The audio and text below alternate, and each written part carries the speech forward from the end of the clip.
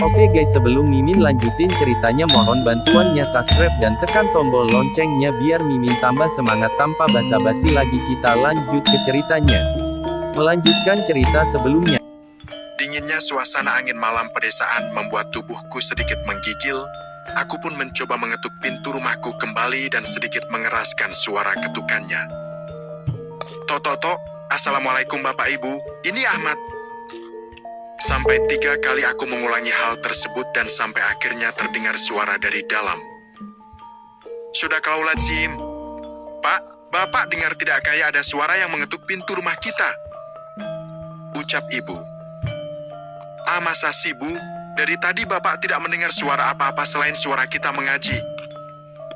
Jawab Bapak dengan sedikit bingung. Iya Pak, benar tadi Ibu kayak mendengar suara ketukan pintu dan ada orang yang mengucapkan salam, ucap Ibu lagi.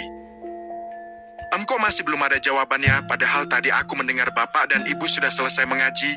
Apakah suara ketukan dan salamku kurang keras ya? Gumamku dalam hati. Aku coba lagi deh. Sekarang aku mengetuk pintu rumahku lagi dengan lumayan keras. Tok. ASSALMWLIKUM. Pak Bu, kini Ahmad tolong BOKIN pintu Ahmad, udah kedinginan nih Pak Bu. Waalaikumsalam, jawab Bapak dan Ibu secara bersamaan. Mereka berdua pun langsung bergegas membukakan pintu. Klik, bunyi suara pintu rumah terbuka. Ya Allah Ahmad, ini benar kamu nak? Ucap Ibu sembari memegang wajahku dengan kedua tangannya. Ini benar kamu nak? Ucap Bapak sembari menarik kedua tanganku. Iya Pak Bu, ini Ahmad. Dari tadi Ahmad ketuk-ketuk pintu tapi nggak ada jawaban. Jawabku dengan sedikit gemetar karena menggigil kedinginan. Tuh kan Pak, apa kata Ibu? Kayak ada suara yang mengetuk pintu rumah depan kita kan? Ucap Ibu sembari melirik ke arah Bapak. Hehehe, iya maaf, Bapak salah. Jawab Bapak sembari sedikit tergagah. Jadi Ahmad nggak disuruh masuk nih. Ahmad udah kedinginan loh. Ucapku. Aduh Gusti, ya anak Ibu. Ayo cepetan masuk. Ucap Ibu sembari menarik tanganku masuk ke dalam rumah.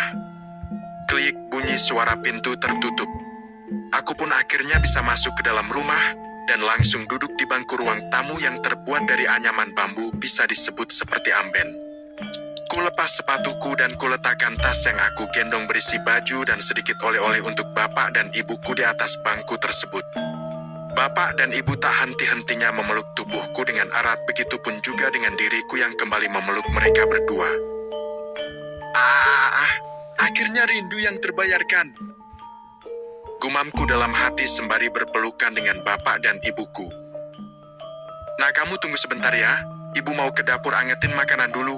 Nanti kita makan bersama. Ucap Ibu. Iya Bu, kebetulan Bapak juga udah lapar. Hehehe. Ucap Bapak sembari terkekeh. Haha, bener Bu, Ahmad memang sudah sangat lapar kelama di perjalanan soalnya. Jawabku. Ya udah, Bapak dan Ahmad tunggu sebentar ya. Ucap Ibu sembari beranjak ke dapur. Nah, gimana kabar kamu dan sekolahmu? Tanya Bapak.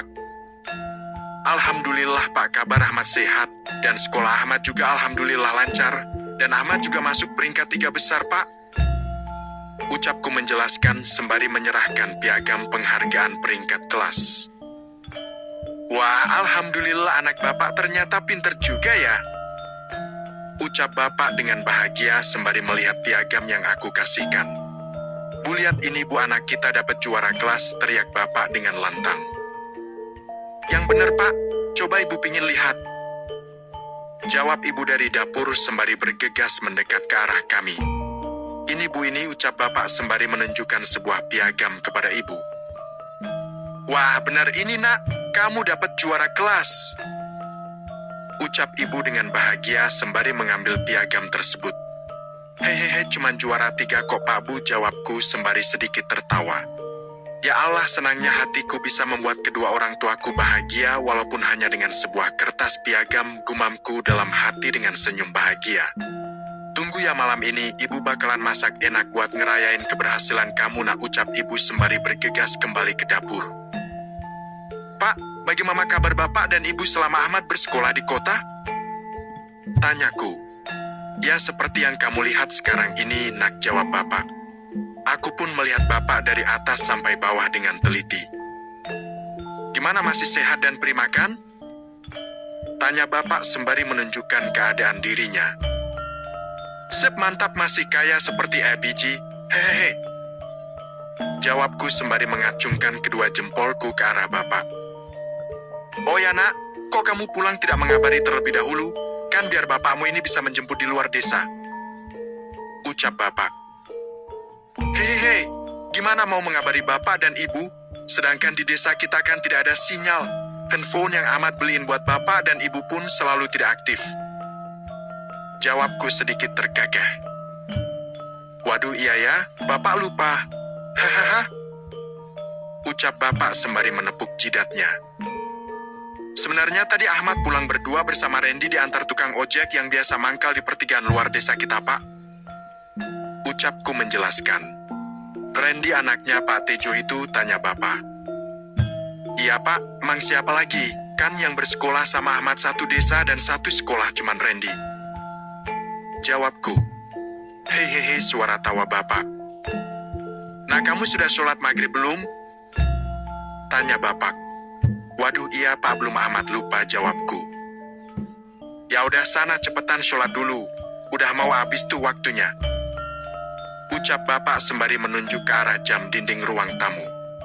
Aku pun bergegas ke kamar mandi untuk membersihkan diri lalu mengambil air wudhu dan bergegas melaksanakan sholat maghrib. Assalamualaikum warahmatullah. Aku pun selesai melaksanakan ibadah sholat maghrib. Seketika aku seperti mencium aroma makanan yang sangat lezat. Aku pun langsung bergegas bangun sembari mengendus-ngendus mengikuti aroma makanan tersebut.